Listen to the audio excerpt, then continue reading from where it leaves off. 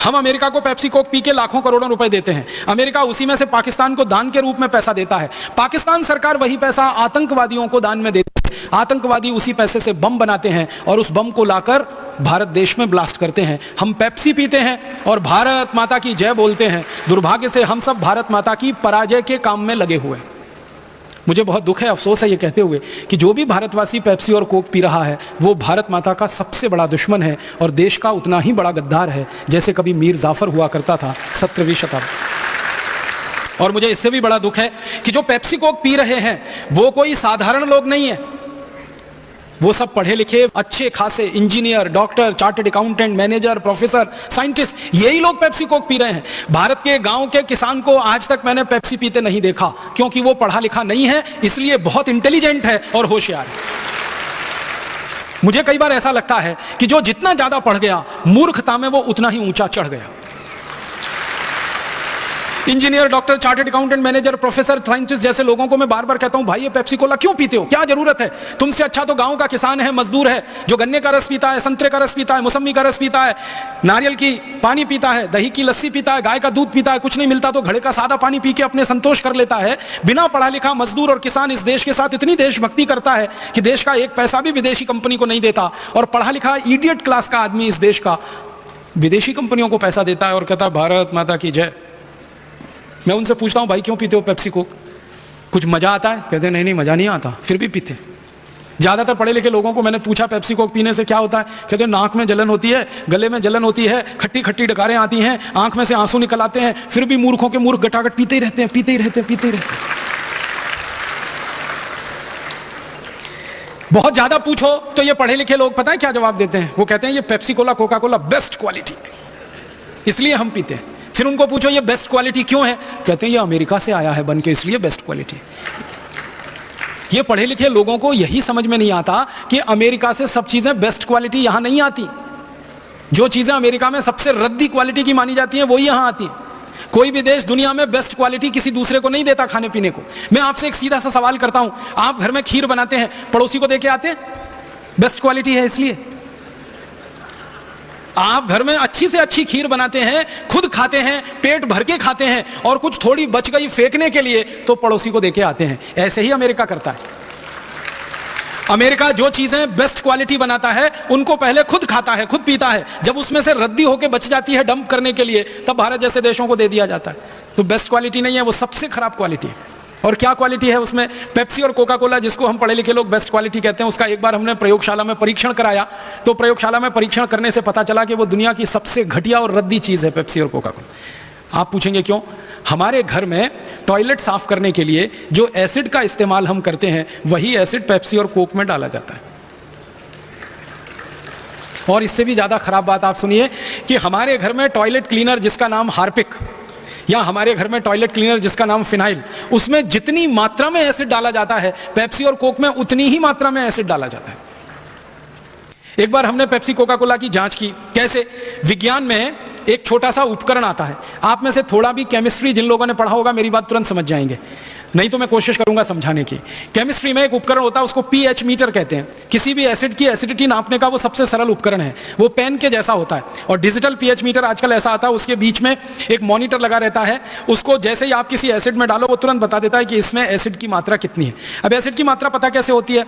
पानी में उसको डालोगे आप पीएच मीटर को तो उसकी रीडिंग आती है 7 पीएच माने नॉर्मल होता है। फिर उस पानी में एसिड मिला दो, फिर पीएच मीटर को डालो तो रीडिंग आएगी 6, तो एसिड बढ़ गया। और ज्यादा 5 आ गई रीडिंग तो एसिड और ज्यादा बढ़ गया। 4 आ गई तो भयंकर एसिड हो गया। 3 आ गई तो कंसंट्रेटेड एसिड हो गया। 2.5 के आसपास आ जाए तो सबसे खराब एसिड हो गया।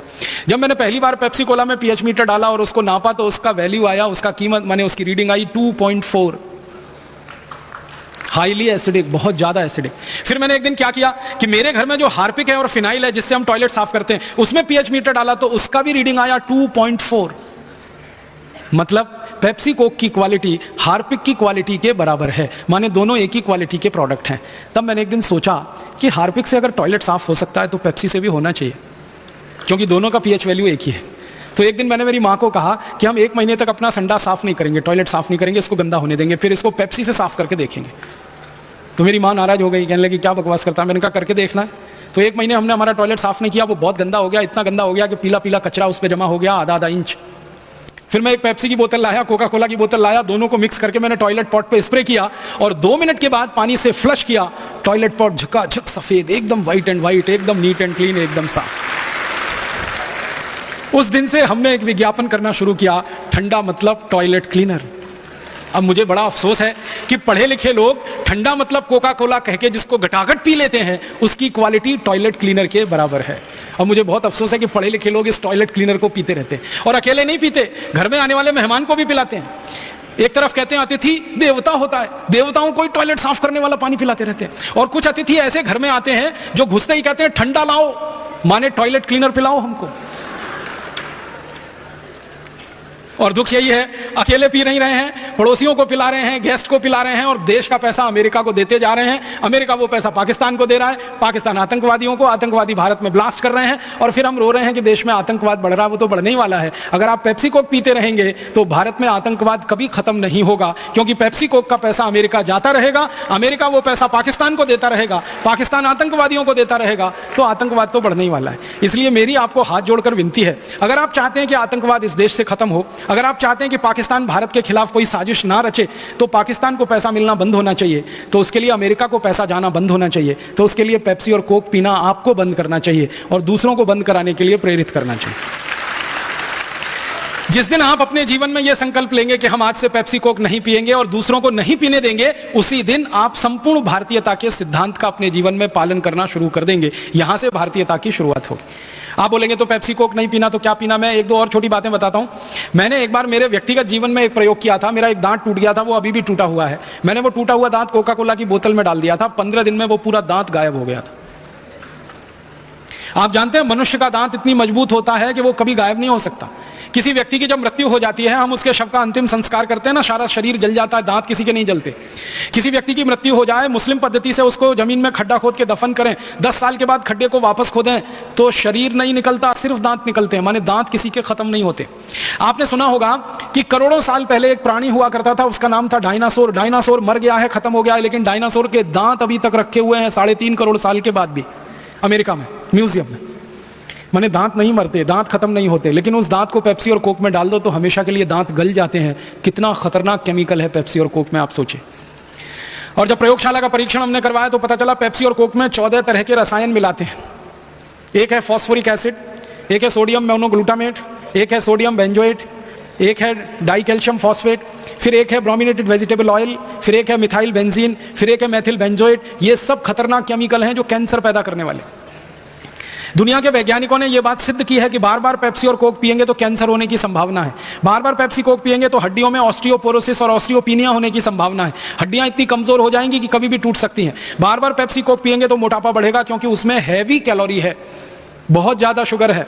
शुगर से भी ज्यादा खतरनाक केमिकल उसमें डालते हैं, उसका नाम है एस्पर्टेम, जो मूत्र नली के कैंसर का सबसे बड़ा कारण है। पहले तो पेप्सी कोक में शुगर मिलाते थे, आजकल एस्पर्टेम डालते हैं जो सीधे मूत्र नली का कैंसर करता है। कई वैज्ञानिकों ने परीक्षण किया है बंदरों पर।